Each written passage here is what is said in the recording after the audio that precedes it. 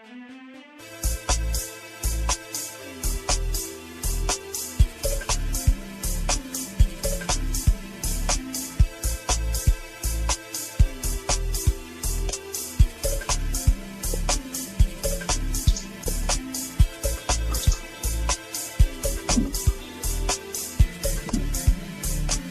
a dance. Do a dance. I know why you're so happy, right? Because it's evening time.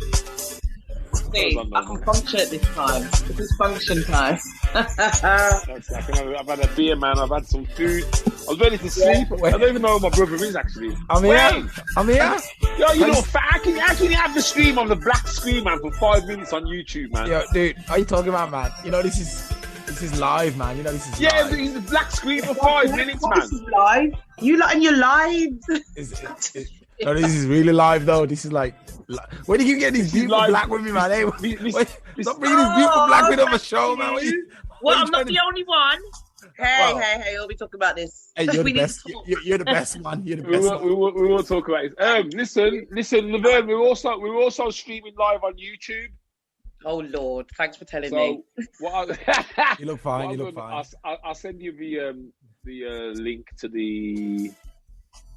You're not getting me out there. I love this. I can't believe it. I'm bloody streaming. Right, so Wayne doesn't know much about you because obviously I invited you in today. Kind of spontaneous. So it's going to be spontaneous, but ready to go? Ready to start? We're live, man. We're live. Okay. So I've known Laverne for about 18 months now. I met her through BAME, which is a black community organisation to help BAME people. And Laverne got in touch with me last year to say, yeah, man, marketing, and that was it. And then this year she contacted me again and went, yeah, man, marketing. I said, right, before you go off and talk. So, man, so Laverne's got a company called Major Model Behavior. Okay. And she is doing some crazy things.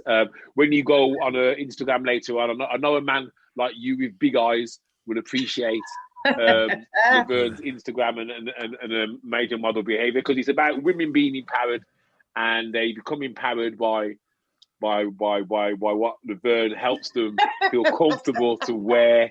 And when I say wear, hold on, I'll give you the link.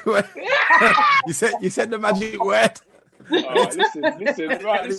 Right, Laverne. Before we go any further, my brother's fresh, so he ain't backward in coming forward. So I'm going to send him the link now to Major Model, so you can have a little nose into it. So don't make him no noise, though, Wayne. No noise. I'll mute my mic. You just watch my screen. I'm muting my. I'm going to send you the link. He knows his brother well. He's like, no noise. You know what it is, though, Laverne? You know what it is? It's because he's based on my dad.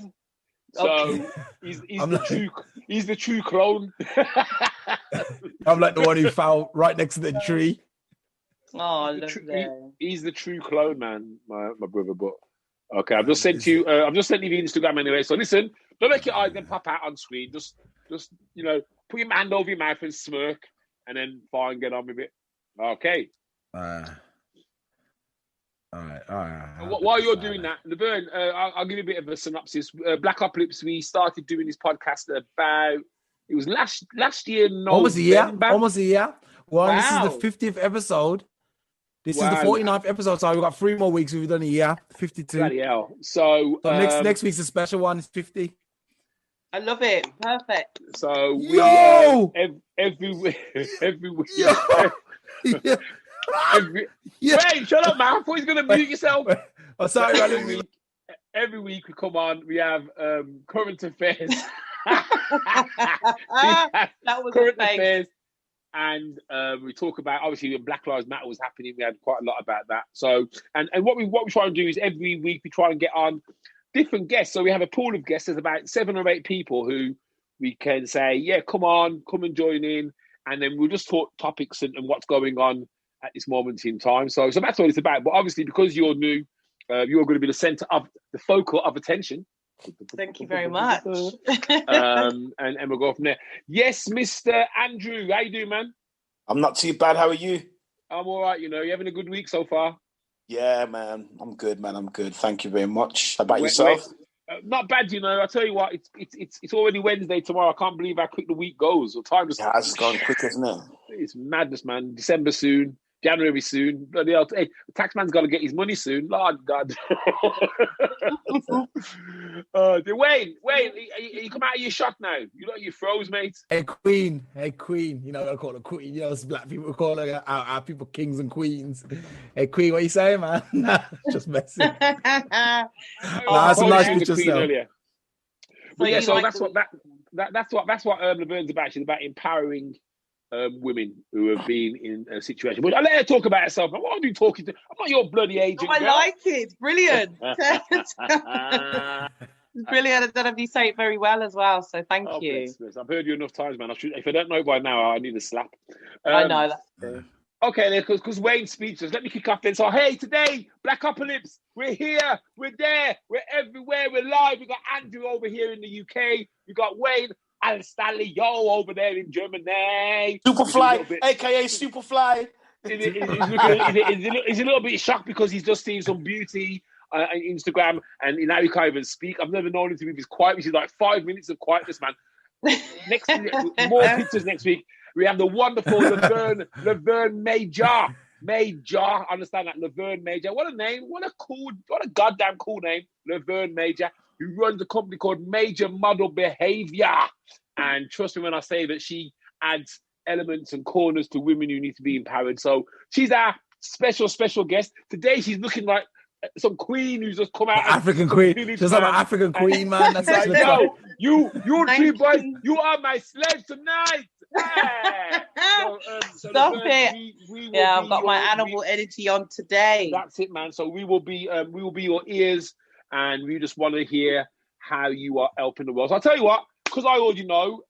Kick us off, man. So what is Major Model Behavior? What's all this about? It's Major Modeling and Behavior, man. Tell us more. Okay, so Major Model Behavior, it kind of started off when I decided that I wanted to empower women about how they feel about themselves.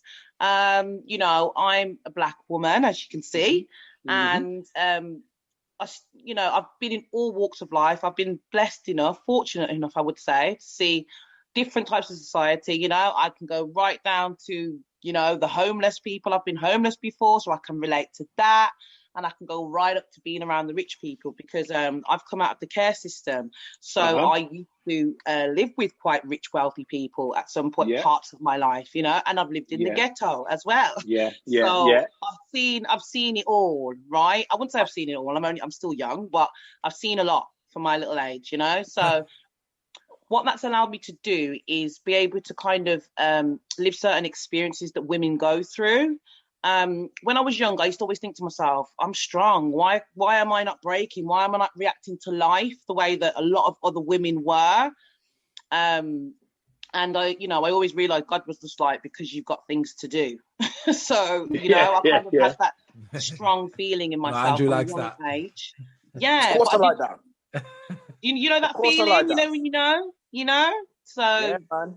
You got to be open for that, though. Pardon? You got to be open for that. You got to be open to receive. To receive, yes, definitely. Yes. And I have been. And one thing I would say is I think we've all got that purpose. We've all got a purpose. Every single one of us has value. 100%. I feel that the lessons in life is when we get knocked, we forget that we have value and that we've got things that we need to do. So now the times that we're living in, it's forcing people to find their value. So I am really, really happy that I started this when I did, because it's not like something that I can say, it just popped up out of the blue. Do you know what I mean? Now it's actually got a solid foundation. So, I started working with, this is how it kind of happened for me. When I was young, before I had kids, I was that young girl, head on her shoulders. I wanted to go to, imagine I came out of the care system and I was homeless at 14. So my desire to make it and just to bloody have a roof over my head was, stronger than most at that age. And life happens and it didn't go in the straight path that I wanted it to. And I've got 3 kids now. But I remember I got to about 27 and I thought, I haven't lived my life yet. I haven't been who I thought I was going to be when I was a teenager. And I needed something to switch me back on, and I didn't know what it was. And funny enough, I just knew that with me as a woman, when I put my makeup on and I do my hair and I feel good about myself, and even when you give yourself, you cream your body, you know, and you start to become one with yourself again, you know, just little things like that. Like meditation, it's like meditation, though. When you're focusing on the cream and that, it's almost like meditation, because you're focusing on you as opposed to anything else. Because a lot of us, we're always focusing on everything, especially being a mother. Your focus is split. Everything so there are moments where you're just putting on some cream and that, and just appreciating that you got good skin, and for real. Yeah, you know, girl. Nigel, I've changed. Amazing. You know, so these are the things that I'm very, you know, I value that as a black woman as well. Our culture, we have to cream our skin from we lickle. So absolutely. Cocoa butter, here we come. You know, and we don't realise what that's about. It's deeper than just cream your skin, you know, because you get to know yourself when you cream your skin. You're right? loving yourself. That's right. You're loving yourself. And if you choose to chop your nails and file them because you start noticing, oh, I need to do my nails. I don't go that far. I don't go that far, but yeah, man, whatever floats your boat. As a female, we we're rushing off for a pedicure now, man. You know, so this is kind of when I'm cutting my nails, man, it's war. This is it. My toenails. It's war, you know. Don't crack me up. But you know what I mean, though. So it's it's so for me. I felt like, okay, what can I do to kind of shake off this whole life, how it feels, and refresh myself? And funny enough, I went and joined Dan Summers. Now, I know. These eyes, these two eyes are big, you know. I'm back. It's like someone stuck their finger in your back. And you know what? For me, it was a challenge, because obviously coming from a church background as well, you know, I was thinking, oh God, I can't do this. You know, this is not for black people. You don't do Ann Summers. But I just felt at that age, I needed to do something that I probably wasn't allowed to do, but I need to take control and do something. And I thought, I can control how far I go with this. Let me see if I can. So with the Ann Summers then, because obviously you say Ann Summers to a man and he's thinking all kinds of connotations. What is it specifically that you do with Ann Summers? So I do parties. I'm a party plan ambassador. So it's almost like a separate business from what goes on online and in store. Right. And they basically train you up. Very good training, I might say. One thing I will say for Ann Summers, they give you a good bloody training. Big corporate company, so it has to be on point. Yeah, it's very good. But obviously they want you to make money for them. So of course it's going to be good training, right? But so the business training for me, I was like, oh yes, I have to go to uni. Let me sit here, and see what I can get. And I thought, all I'm going to do is buy cheap lingerie, and I'm going to turn up, and I'm going to always look flipping hot in my house. And no one can tell me that. So even if I look like shit on the outside, underneath, I feel great. Yeah, that's it. You know, this is one of them ones, and I thought that's what I'm going in there for. And then as I started going to these women's houses, it was an eye-opener, because I started to realise that when you're dealing with people, it's real life. I'm stepping into someone's home, and there was all different types of women that were like CEOs, middle management, you know, cleaners, babies, different. And it was just so exciting. Every time I went to a party, it was more because I wanted to see the women and the friends, and, you know, what I thought life was not what it was once I went into the houses. And I suppose that's because, and this happens to a lot of us, is that if your circle isn't unique and varied and wide, you can end up kind of mixing with the same people, which actually doesn't enrich your life. I think one of the things which made me value the world and value people more was actually meeting more people from all races, colours, creeds, ages. So, I mean, that must have been a real great eye-opener for you. It was brilliant. There was one time in particular that I realised, I remember I had a shock moment, and it was, I went to this house, it was very far, somewhere by Dudley. I used to pay the taxi. Dudley's not far, you're the blooming King's bloody way, you're Longbridge. I'll be telling you, I was in Anderson, so. But yeah, it was far. You buy my mum then? Say again? You buy my mum then if you're in Longbridge. So I was just in Northfield. Yes, I'm not far from your mum. Not far. But so good food, man. Good food. I used to go I used to go to these, so I went to this one house, and when I walked in, I just remember hearing, oh my God, it's a black woman. It's a black woman. That's all I could hear. Yeah, so in my house thinking, why is that exciting? Or what am I supposed to be bringing to this party? I started worrying, thinking, shit, what am I supposed to do? Am I supposed to be Rihanna now? Am I supposed to be Beyonce? Hey. But as time went on and I started to go to more and more, but I started to realize what it was. And I thought, okay, so, the whole industry is based upon black people, isn't it? In terms of sex, in terms of what sells. If we twerk, the whole world twerks. Yeah. If we flipping sing a certain song, whatever we do, we're very influential. Yeah, so I saw the value of myself walking into that house. They thought this was, oh shit, we've got the fucking VIP. Yeah. And you know what?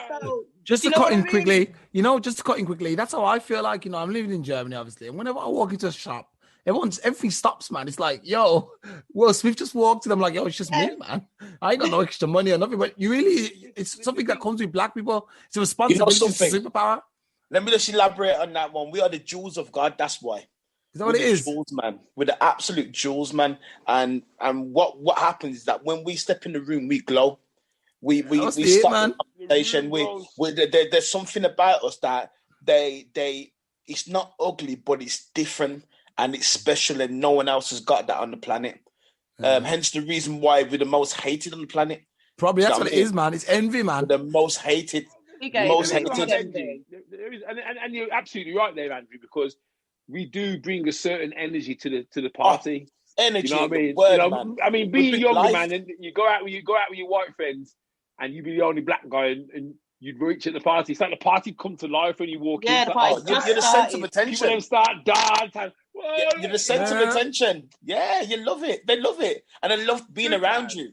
Can I also say, sometimes we're not centre. Sometimes we can be just cranked off in the corner. But it's like you said, people want to play up to the energy. It's the energy, there's a level of talent within black people. Vibe. So Absolutely. anybody who's got talent wants to show it at that moment. Yeah. Does that make sense? Yeah. It's either we loved or we hated. It's never in the middle. That's right. How did you? This is the question to Andrew, because obviously Andrew, you're from a church background. I know you're quite passionate about your beliefs. I mean, what are your kind of thoughts about a woman selling what is nice underwear for her to put on and feel good about herself? I mean, what's your kind of take on that? Because some people would say, Lord God, you're going to burn in hell. You know what I mean? And we'll go that way. But what's your kind of good question. If you're a married woman, dress up nice for your husband because he's gonna love it. Spice up your life. Spice up your life. Right. Keep the energy going in your marriage. Absolutely, 110%. Brilliant. I love that. That is perfect. I know old school. I mean, I'm like grew up in a church background, and it was so stuffy back in the day, man. And they almost made you feel that to be women shouldn't kind of have any feelings. And no, I don't believe that. That's how it kind of came across. I believe that. Definitely. I believe that back in the day, you look at society back in the day, women didn't really have any voice like they do now. Back in the day, it was very like if you're a wife, you stayed at home. That was maintained. That wasn't just church. That was society. They would make people. I'll give you that. Women, they wouldn't work. They wasn't allowed to work. They stay at home and look after the kids, and the man was go out there and work. That was that back in the day. A lot with our generation as well. Our generation. No, not even that, because I can't even say that, because when my great grandmother came over here, it was she that came over here and sent for her children. My nan. You know what I mean? And my great aunt and my great uncle, she sent for them. And then when they came over here, they worked as well. Black women actually changed the mold in regards to working, because where white women were working back in the day, black women was out there grafting, being nurses. Well, from day one, they came here to work. It's the same thing. for when the Africans come in and come to work. From day one, they come here to work. You know what I mean? They broke the mold. Black women broke the mold in this That's country. interesting. A whole new conversation, that right there. Absolutely. And I think you've hit a major point there, because we often overlook the part that our black sisters, our black, the people who came before us, how they shaped society. I mean, look at the NHS. That wouldn't have been running without the input of black women. I'm telling you now, people of colour. Transport, London transport. This is a massive effect. I'm telling you now, the NHS and the way my nan used to always say this to me when she was alive, that when we first came over here, we changed a lot of things when it comes to cleanliness. Because she said that when they came over here, they would get their piss bucket and they'd do the bucket and throw it out the window. That people was like, don't do that, man. That's nasty. Do you know what I'm trying to say? You know what's funny? I've just cooked some dinner, right? And while I was doing it, because I do a bit of comedy, and I was thinking of a sketch, and I was thinking, bloody hell, on this packet of meat, it says that you're supposed to cook it for like 15 to 20 minutes. And I'm thinking, there's no black person who's cooking meat for 15 bloody minutes. That's raw, man. When I used to, when I used to have steak when I was growing up, my steak used to come black. It's like medium. You want it medium, sir? Well done. I was like, no, I want it black, no blood. But sir, the meat will be tough. Yes, but there'll be no germs. No blood. No parasites. Absolutely. Absolutely. Food, man. And it's the same way we season it. My mum reckons that the way she seasons her food can't go off. That's why she'll serve you up. She'll serve you up food, man. I've been seasoned 6 months prior. Yeah. Cooked, frozen, reheated, back on the plate. Tastes good. There's been no side effects yet. Man, we're different, Different, man. We have to live in hot countries where the food has to be kept That's fresher. right. They have to find ways of preserving it. So what they're saying is fact. What they're saying is true. Yeah, but as I says, man, going back to what I was saying, that what my nan says, that we changed everything when it comes to looking after people, how we washed them, how we taught them how to be a bit more cleanliness. Because she said that when she came over here and she worked in the NHS, it was nasty. The people was nasty. And it was the Jamaican people that taught them how to be a bit more cleanliness.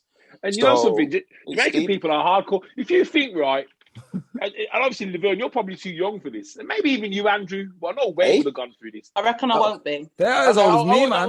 No. Before we go there, I want to point out one thing. I'm not as young as you think I am. This is 50. Your cocoa butter's working well.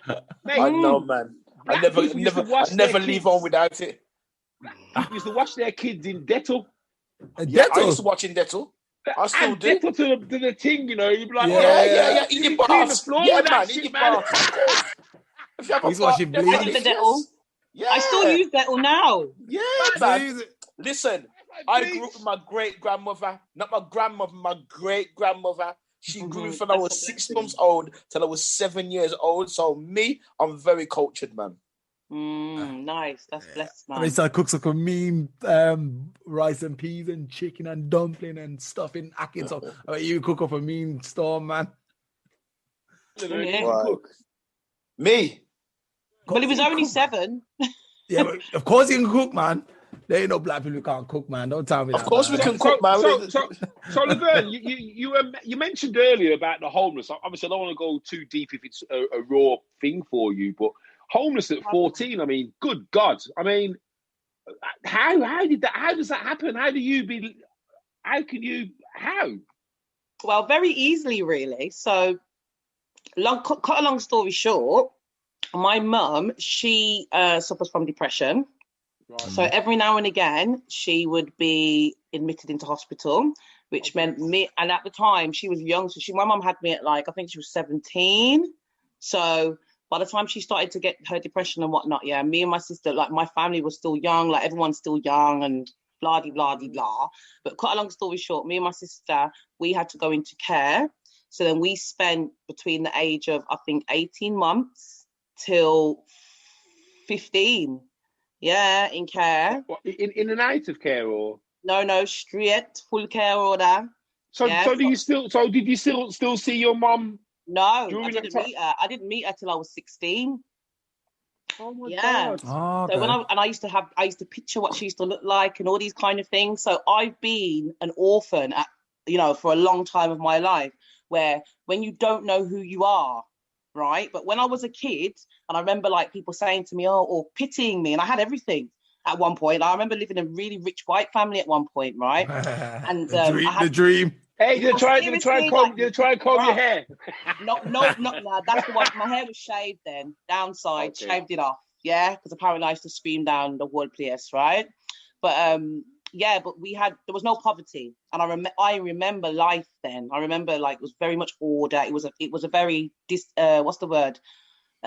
functional upbringing. Yeah, everything was patterned. Hey, black people are dysfunctional. Is that what you're trying to say? No, I'm not. But like, there's dysfunction in both sides. You know what I mean? Okay. You have to make it when you're in a functional household. Your intelligence is. It allows to expand, and it's allowed to expand. Yeah. So being that young, placed in that environment, there was a lot. Yeah, there was a lot going on. I was moving like I was 7 when I was 3. Do you know what I mean? And 8. Yeah. So, and then obviously being around these were the days in set like 87.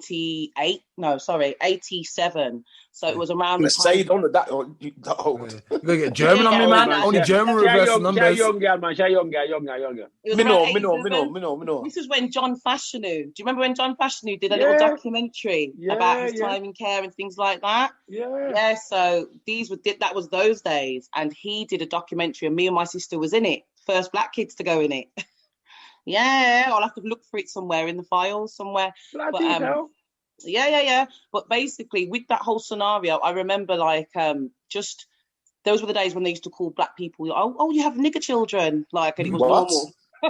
Yeah, it was normal for a long time. The N-word was but this was normal. We lived in Esher, so this is like countryside, Western Supermare. Where was that? Kind of Western Supermare, Esher, Somerset. We used to live on the beach. 2-minute walk from the beach. Bloody hell. So it was really weird.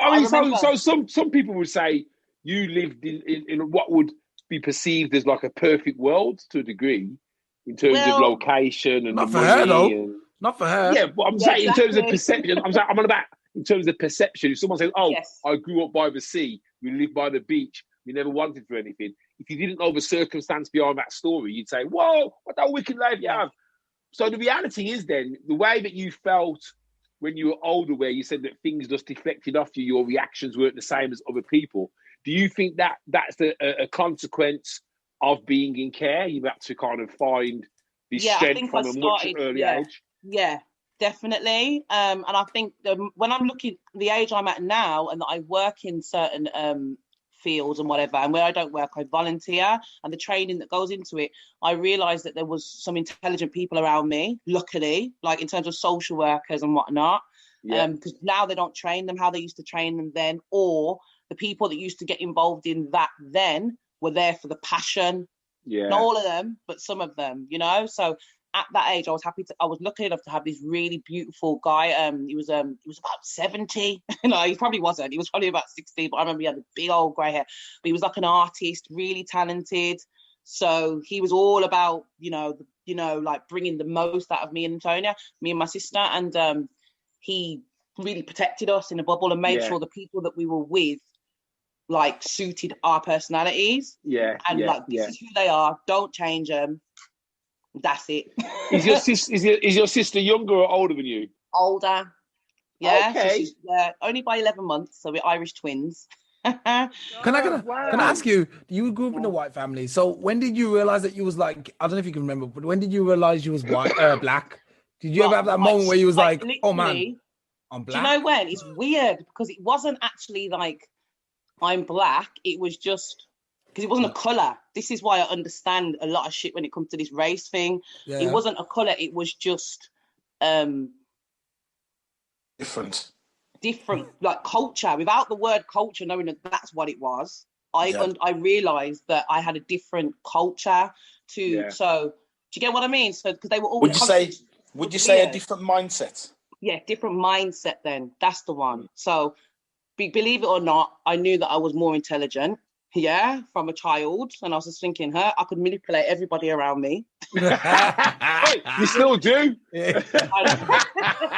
My daughter does that. Look how you have three man. I ask a question. I was gonna say. You know something? My daughter does that. My 10-year-old daughter does that, and she does it with style. It's no effort for her. No effort. And it's scary. Yeah, because it's intelligent. Scary. It's intelligent, and especially if that child's given freedom to express themselves. Whereas, they'll go as far as they can with it.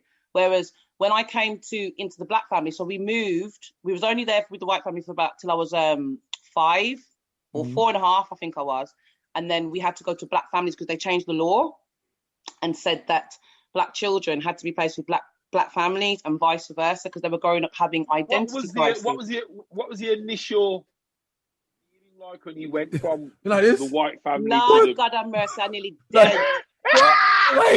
Wait. He's like, I don't have my own room. You know what? First of all, I went to now I know that my foster mom at the time, I know that she must have put on her Queen's English to get me and my sister. There's no way that she must have. Yeah, because she did used to. Sounds like my mum.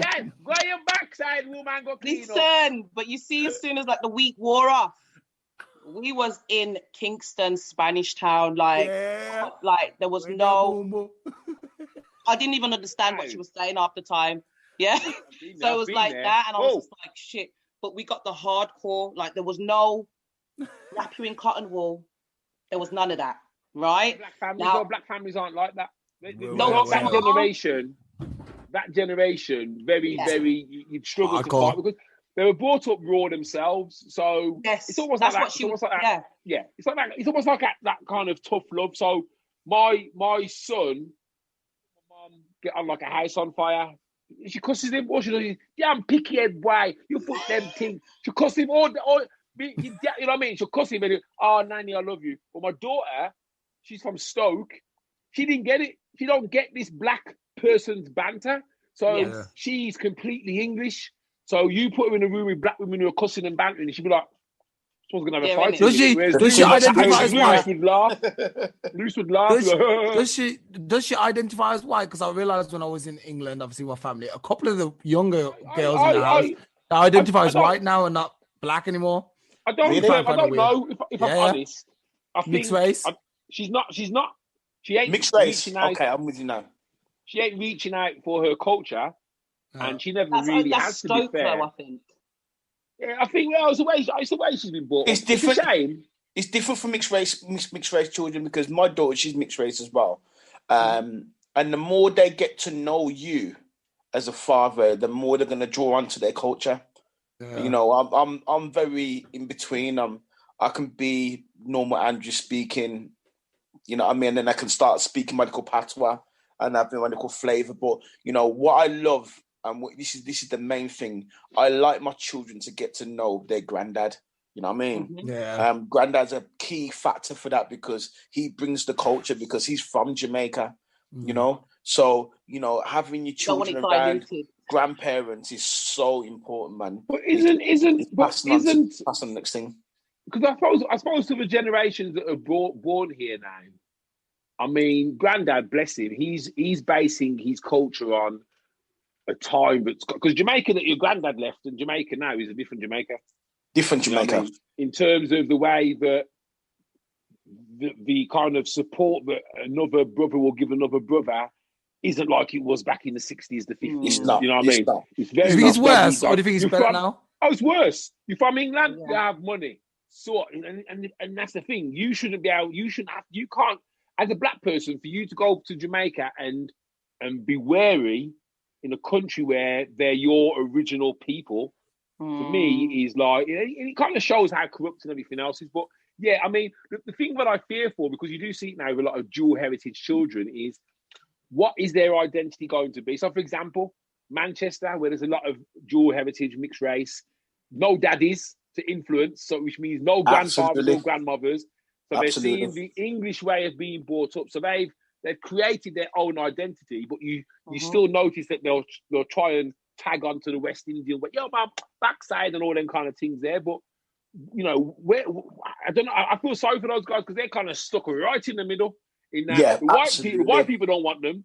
the black people are saying, well, come over here, but they can't really get the black people because they haven't really walked the walk that a black person would have walked. And that's down to the fathers, really and truthfully, you know. I don't think. Do you know what though? I disagree because I believe it's bigger than us as individuals. I think it's the society. I think it's designed to be like that because if dual heritage was a thing, which it should be, right? And people understood that you need to unplug from both sides. You cannot teach a mixed race child only about its black side or only about its white side. You have to do both. And because it's not something that's ingrained in people, they just get left basically, and then they have to make a choice. They feel then, I need to choose. Do you know what I mean? Deeper than that. I think it's deeper than that. I think that I'm touching back onto that base. What I was saying, fathers are so important. They are 100%. Fathers have to make that sacrifice to make your child understand you, and that's where they'll understand the culture is through the mother and through the father. You understand me? And there's a lot of black men out there. They'll get with the white girl. It's all about the boobs, and then she gets pregnant, but you're still out there having fun, and you don't really care. Or back in them times, back in the day, it was a shame for any white person to have a black child, and then that was another situation. Well, you say that, not where I'm from, mate. They saw it as designer babies, man. Trust me. No. Now it's designer babies. I'm talking about back in the day, man. I used to see them in Birmingham. Back in the day, not now. Now it's great. Now it's culture. That's a trend. When my son was born, he's back in the day like some dolly. But back in the day, it was shameful. So it is deep, but that's that. It is what it is. But fathers, key point there. Fathers are the key thing to make a child know their culture. If you've got a mixed race daughter out there and you're a black man, if that child does not know your culture as a father, then that's down to you. You've done that to that child. I just finished watching. Well, sorry, you carry on. I've just been finished listening to Akala's book about racism and stuff. And obviously, he's a mixed race guy. He's the brother of Miss Dynamite. Don't know if you guys know. I know him personally. Listening to his book. The game on the show. I tell you, his book is. Try and get him on the show still, mate. If you got him on this show, you need 3 hours, man, because that man knows. His book is exceptional. He's brilliant. He's brilliant. He's deep, man. Very intelligent. He said something that was really important as well. He was like, when he was sick, he was all like, white, looked down upon the Jamaicans. But then he went over to Jamaica and then fell in love in Jamaica over like the summer and said now he frequents Jamaica. He just fell in love with it. He said it's better than being here. He said, actually, I think you said that last time, Nigel, that in Jamaica, there's some areas where you can't even afford to live. It's so nice there compared to England. You know what I mean? So I think, like me, I've decided after listening to that book, I'm taking my kids to Jamaica and I'm going to start going there every couple of years and I'm going to get the real culture so make sure they can carry it on. Because obviously I'm in Germany. Germany's majority white. My kids are already looking and like, okay, we're white. But I'm like, I'm in a huge tug of war. Yeah, I'm in a tug of war because remember they got white mom, then they got the white teachers, they got the white grandparents, and none of the black. I'm the only black influence here, so I'm like, really? No. Yeah, I'm the only one. They got no black friends. So can I ask, why are you in Germany? Is it life or work I won the lottery, man. That's why I'm in Germany. He didn't win no lottery. He moved to Germany because there was something that was making him go there, and when he got there, he realised that there was a better lottery ticket available. Yeah. So, and then he stayed. Can I say something? Say something though? Why Jamaica and not Africa? I took my first daughter to Africa. Actually, I took her to Tanzania. I will also take him to Africa too. That's the only look. I refused after 2 years ago. After I got from Brazil, because my plan was to move to Brazil because that's where my kids would fit in the most. Because everyone's kind of mix up. Yeah. But I said after I got back from Brazil, I said I'm never going to another European country to visit again, apart from England. Whenever I travel now, I'm going to go to Africa or Jamaica or South America, and that's it, or Asia. But I'm not giving no more European countries my money because they don't need it. What I'm doing. I'm doing the because I did an interview last week with a couple of ladies, and there's a lady there, and she was saying that for Christmas she's bought herself a DNA kit so she can find out exactly where she's from in the world. I'm doing the same because I want to know which part of Africa the majority of my DNA stems from. Do you trust them now, man? These DNA kids. Well, the thing is, mate, put it this way, right? If I can hang my hat on something which will give me a sense of, well, that's really where I come from, that will help me. Identity is amazing. Yeah, at the moment, Jamaica, it ends. It ends when whatever paper wasn't written on for whatever slave wasn't bloody accepted into whatever field. So I'm never going to find out from there the reality. If I do a test now, mate, if it comes back and it says I'm 90% Swedish, then I know it's a blag. or Japanese or Chinese. Yeah. When it says Ghana, if it says Nigeria, if it says Zimbabwe, that will make me, you know what I mean? That you look, man, we all descend from one strand. Motherland, we do. You can do a test, and eventually, if you go all the way back, we are all related. We're all related. Absolutely. You can only come from, a person can only come from an egg. An egg can only be created by a man and a woman, and all them things there. So, I believe it's true. I believe that what they can do. I think it's £60. I'm going to give it a go, mate. If I'm an African prince, I'm telling you, Wayne, you can be one of my brothers in arms, man. Like, yo, brother Wayne. I'm already your brother in arms. I've got a strong feeling though. I've got a strong feeling that my granddad, my dad's dad his family was from I think it was from Ghana. I've got a strong connection with Ghana. My dad's from Ghana. I'm half Ghanaian. If you look at the West Coast, there we go. Where the Atlantic ships went from. Now, I'm not saying that, because there's another talk to say that we're the original Jewish people, and we were driven into Africa and then driven out of Africa by the Africans, because the Africans, they had their religion. They looked at Judaism and thought, what the backside these people are doing, man? Bro, free them, sell them. So some of those guys got sold. Absolutely. Well. It'd be nice to know which country dominates my DNA, because that would be the country that I would go and visit. That would be the country that I think if I went there, I would actually go there and actually feel something from everything around me. I think once you touch the motherland, you are home. Well, do you know what? I went to Gambia when I was first year of college with, I don't know if you guys know Wasipa. Bad boy place to go. Wasipa. There's a sound system. Wasipa. We know Wasipa. What? You used to know the Wasipa sound? Listen, he's a tutor at South Birmingham College, right? Laverne, man, you're going on them ways. Why not buy big speaker? No, I didn't know with the sound. No, not with the sound. Remember, he's a teacher, innit? He's a tutor. So he did TV, radio production, media, and he took like about 15 of us to Gambia. Gambia, I swear to God, he's an amazing man, He's very humble, but he's up to big stuff, that one. Right? So what's Gambia like, man? Because I'm looking to go to... Oh, my God. Gambia's sick. Listen, you need to go to Gambia. Have you been to Gambia? No. Go first. I know that Gambian people, are very close to Jamaican people, because they kind of recognize each other. That's why we got the same music and things like that. You need to go to Ghana. You need to go to Nigeria. You need to go to South Africa. You need to go to Gambia. Go to South Africa and embrace where South Africa is and what it is, because it's not that bad. The women down there, man. You don't want to get lost in the women, man. There's too much AIDS, man. I'm telling you, like when I saw them, I nearly dead. There was this one woman, right, and she walked past me, and I felt skinny. Like I looked at her and I thought, wealth. It's wealth. No, she was cute. They've got body, like the frame, but it's not masculine. Does that make sense? Like I don't know if you've watched Xena, Princess Warrior. Yeah, man. Yeah. The whole nother. Listen, the man them were just looking at these women like, and they just walked past and they got their gold. You know, liking it. I need to get to Africa, man. You know that she can bend her giraffe over her head. And it made me proud. You don't see that over here. I love Nigerians so much. The way they explain, when they're explaining things, they're so passionate. Yeah, they're very passionate. If you listen to the things I'm saying, I would tell you everything what is going on. You need to follow what I'm saying. It's okay.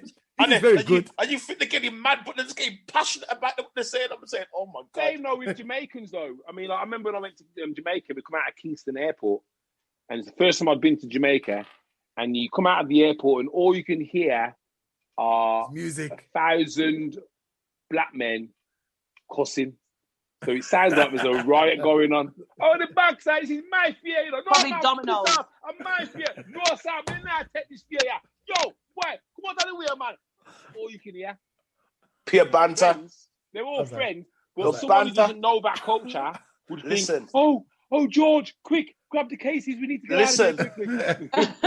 They're actually saying that. No. Play dominoes. Yo, I know. Play dominoes. Nah, man. I think you're wrong about that, Nigel. Because I know a lot of Germans have been to Jamaica and they say it's like the best place they've ever been. They'll be like, Jamaica's one of the best places. They're not scared, Germany man. is quite real. Yeah, They've got their own. No. I'm saying if you don't know that culture, if you're a fearful, if you see two people arguing, You suffer from anxiety. Your first thing is, oh, what's going on?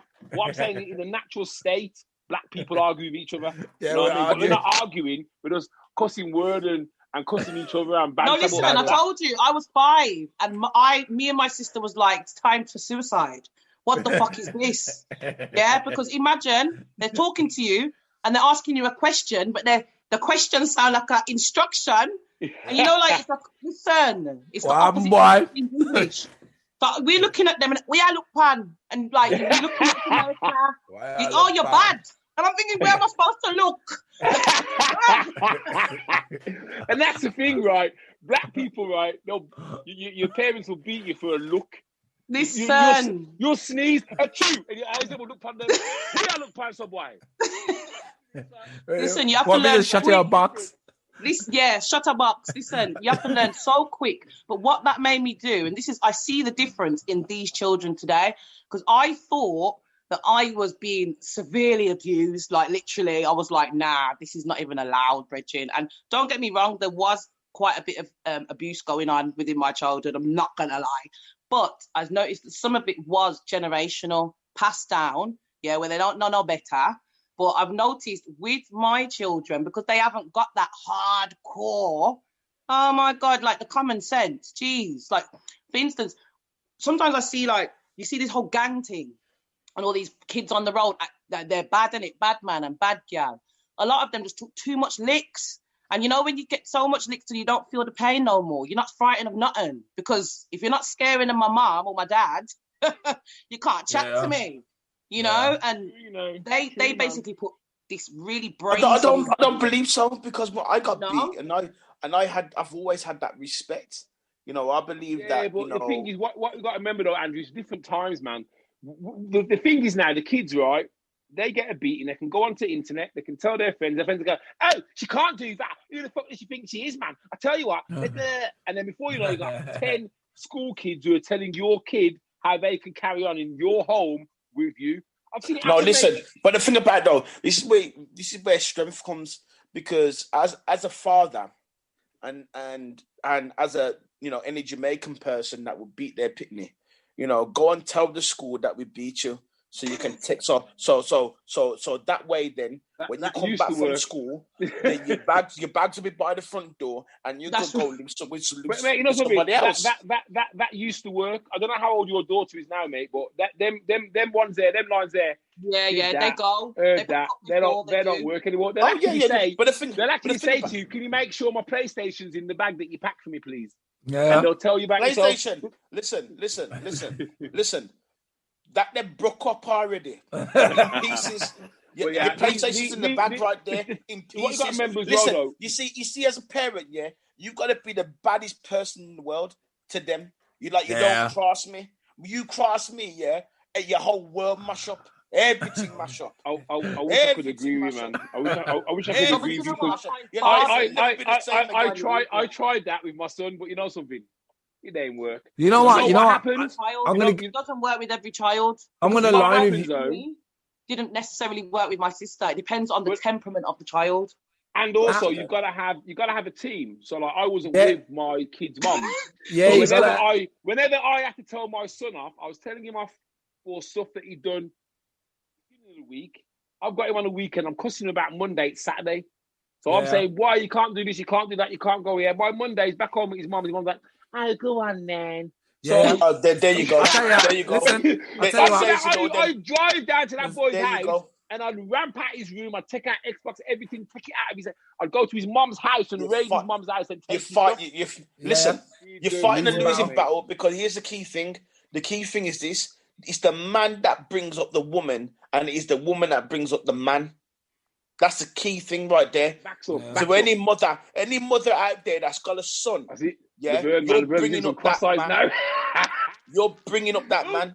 Yeah. You are the main person. I agree in some parts because yes, a boy. I think a man must have his mother's love first of all, and absolutely. How a woman, a woman's supposed to show their son. Mm-hmm. How a woman is supposed to be like. This is what a woman is, basically, right? Yes. But there's bits that I can't show him. Yeah, there is. Bits that I can't show him. And I used to be with my first child. I was very much like, I don't need no man. Yeah, I can raise you on my own because she was a girl. As soon as I had a boy, that changed. I was like, oh shit, I need a dad. Yeah. I'll tell you what. I'm gonna agree. I'm gonna align with Nigel on that one because, like I said, I'm married to my wife, and she undoes all the work I do, man. You know, she doesn't mean to, but the way she raises the kids and the way I raise the kids, if I come in and put some hard, proper Jamaican authority in there, the wife's going to undo my work in like 30 minutes, and the kids are going to... I can't discipline my kids anymore. They're out of control. You can't win in that. So all you can do is culture. That's culture, that is. That's culture. You can only hope. You can only hope. It's got to be a team thing, and this is the thing. Even if you don't both agree, there has to be a common ground. I tell you for what, you see kids, they are the best salespeople ever. And if they want something, they'll get it. And if they haven't got boundaries, they will push and push and push until there's no more. Yeah, can I just say something though? Yeah, I agree what you're saying. Yeah, because my two children, my son and my daughter, they're mixed race, and when I was with their mum and we lived together, it was awfully difficult to install that discipline in my son. Because what she would do, she would undo it straight away, and that's down to culture. Now, unfortunately, me and her split up, and there was a period in time that, you know, due to like unseen things that would happen, I didn't get to see my son for 3 years. And then when I came back on the scene and I seen him, he was a different character. He was a different boy. He was a different animal. You know, I remember one time when I went to visit him, and I went to her house, and she was like, "If you be good, I'm going to give you £5." And I was just like, "What? What do you mean, give him £5?" And now, unfortunately, he's got behavioural problems and he's in care. Okay. Because he just became out of control. So the thing is, you can't treat a child like so. When you do dog training, you reward the dog for not shitting on the floor, or you reward the dog for going outside. You can't train people like that. You can't say, "Oh, behave yourself," and I'm going to give you something. It's got to be behave your ass self, because society says if you don't, you ain't going to get very bloody far in life. Yeah, exactly. You know what I mean, there should not be rewards, but you know, it's one of those. I just personally feel white people and black people discipline their kids different. They bring up their kids different. It's a different kettle of fish when it comes to that. Oh, that's some comments, man. Who's Ashley Ava Williams? Oh, that's my sister. She knows you, man. She went, I remember that Major and her sister was absolutely go-getters, and I can see why always on the go and striving for the best. I'll never forget that's where I got my power to push for what I want in life. You know it's Charlie Red. You know it's Charlie Red. Who's that, Charlie? Charlie Red, yeah. Oh, you know Charlie. Charlie's my sister. That's my sister. What's your name again? Wayne. Hold on a minute. Do you know how well I know Charlie? Yeah. We go way back. Yeah. I've met you before, but I just don't remember you. You must know. How come we didn't get married? What's going on, man? Yes, I do. How come we didn't get married? I haven't seen Charlie for many months. Charlie, you better come and find me, girl. But you went missing. Yeah. No, I've known. Yeah, so Charlie knows me from back in the day. Yeah. She knows me. People need to have friends like these go-getters. Yeah, but you know what? I really appreciate that, Charlie. Mwah. Love you, girl. Hope everyone's okay. Haven't seen you for ages. No, we go way back. Me say the word smiley.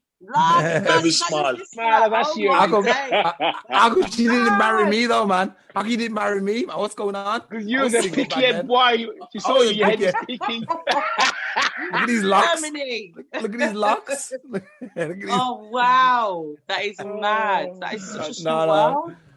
But like I said, anyway, going back to the parents. Well, I find it would be easier if my significant other would say to me, like, something I don't know, maybe it's a bit like arrogant of me, but I feel like the kids should have my discipline, because I feel like I don't think much of the European way of disciplining their kids.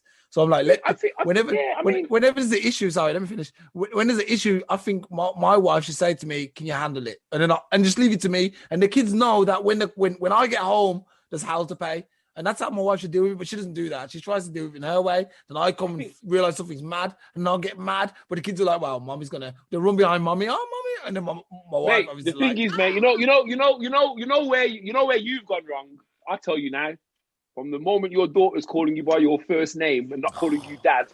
I know, man. Mate, I know, man. That's where you go wrong, because what you're saying is, oh, we're on the same level, me and you. Yeah. Wayne. What can I say? It's never too late to rein kids in, you know.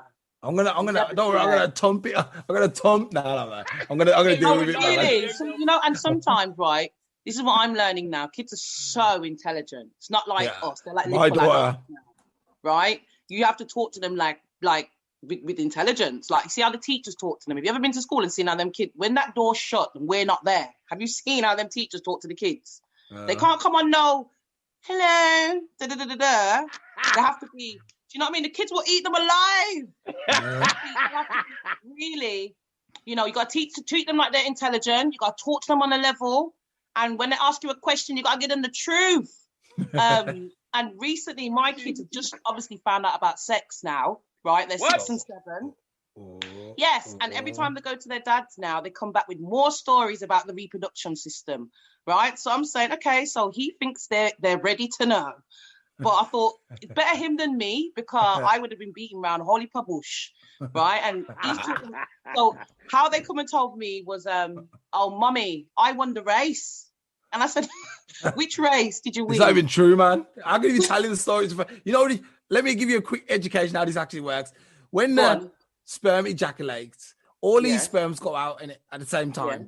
There's already been one selected to win the race. One is selected. The rest is to protect that one sperm and make sure the sperm gets to it. What happens is, once the sperm gets to the egg, the other sperms go around it and protect the egg, so no other sperms get in who might be trying to infiltrate the system. That's the truth behind it all. When there's a twin, what does that mean? That another one got in?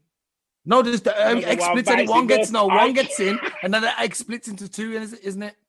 One sperm goes in, the egg splits into identical twins, because you can get identical twins where it's one. It might be 2 eggs. It might be 2 eggs. There might always be a reserve. There might be always a reserve sperm.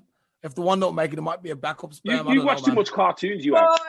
Dude, I'm educated, man. So listen. The key factor is there's purpose in that one sperm, and that one sperm is you. There's purpose. Ain't no man in high enough. Yeah, man, that's no, but but what they then did when I said okay, because I was a bit shocked, and I thought, okay, yes, you learned, cool. A couple of days later, it was, so mummy, what's a penis? And they wanted to see if I was gonna lie, if I, like they know the truth now. So when kids get to that point where it's like, let me see what levels you're on, mum, and I almost fell for it. Do you know what I mean? I almost fell for it, and then I realised. What did you say? So what did you say?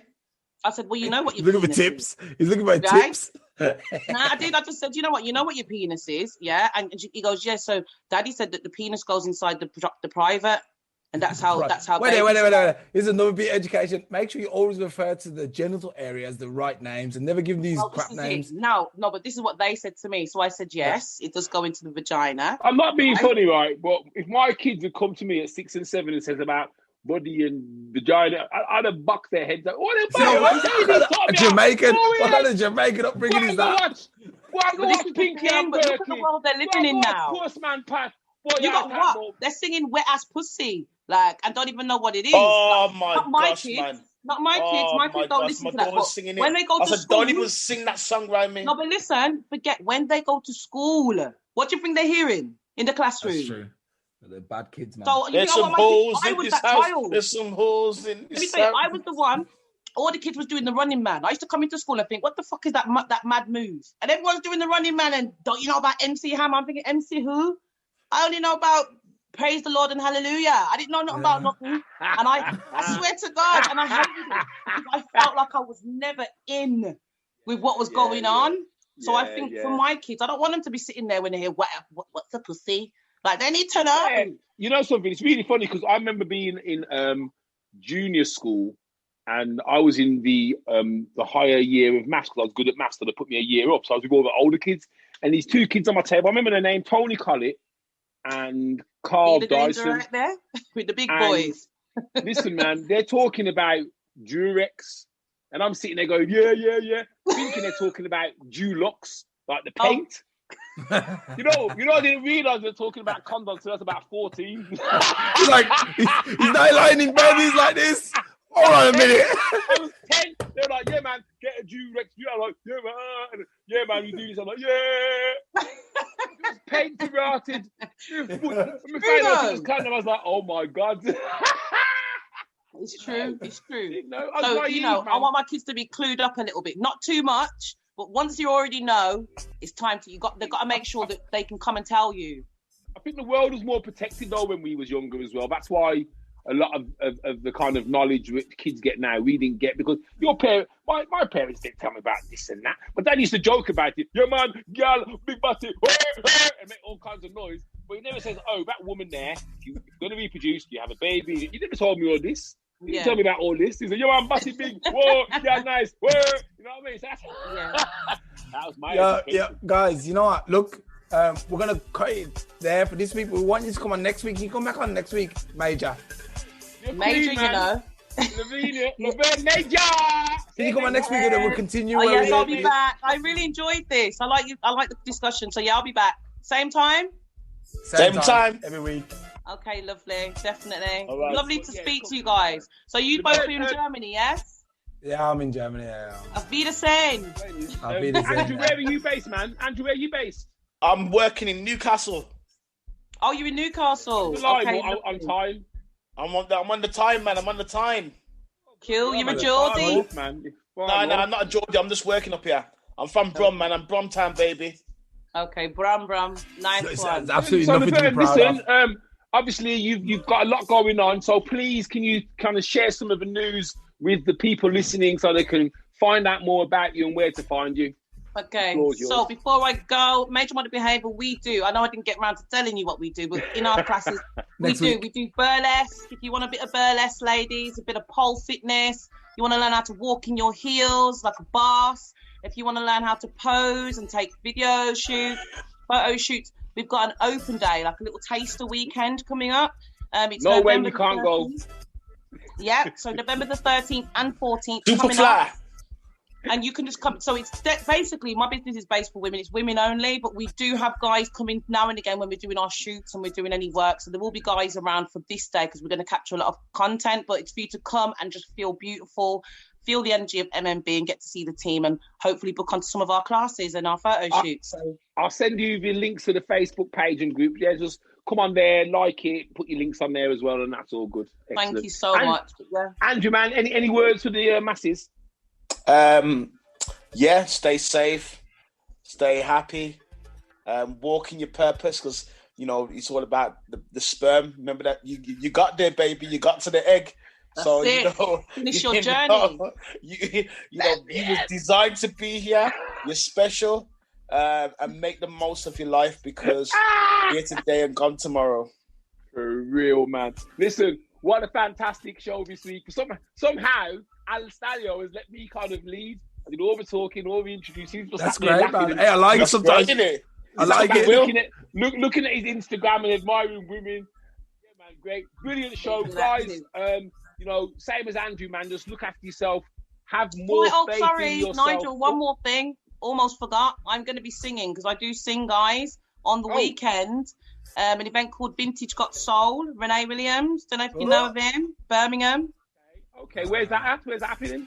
So it's going to be at the Mill. I think it's called the Mill in Digbeth on the 30th of this month. Is it streaming? I believe he is streaming, but I'll send the information to you, Nigel, so you can do something with it, yeah? But anybody else, just go on Instagram, Vintage Got Soul, and you'll find all the information, all right? Yeah, you see, you girl, man, you're doing everything, man. All I'm going to say is watch this lady, watch Laverne Major, because she's soaring, man. Big, she's soaring. Next 12 months, man, Thank it's going to be larger than life.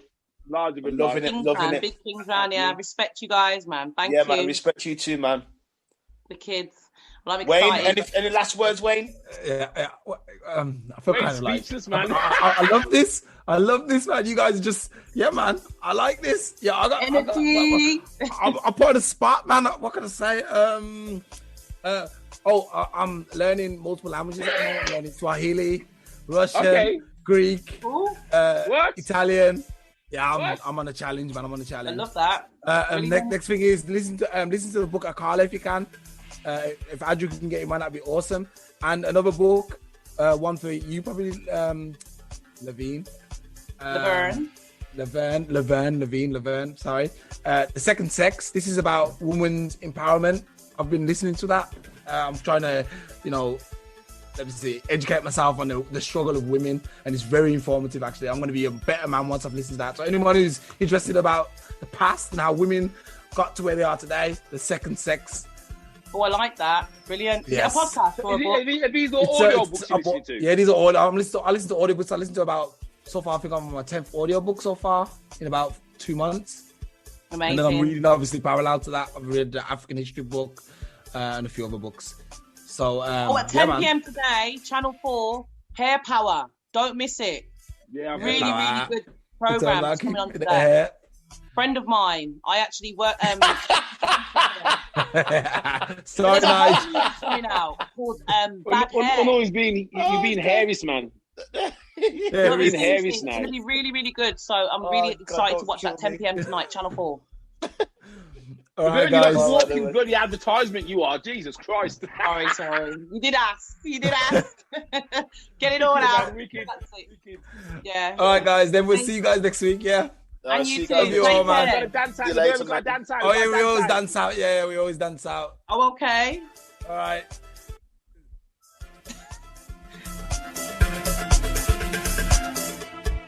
Breakdown.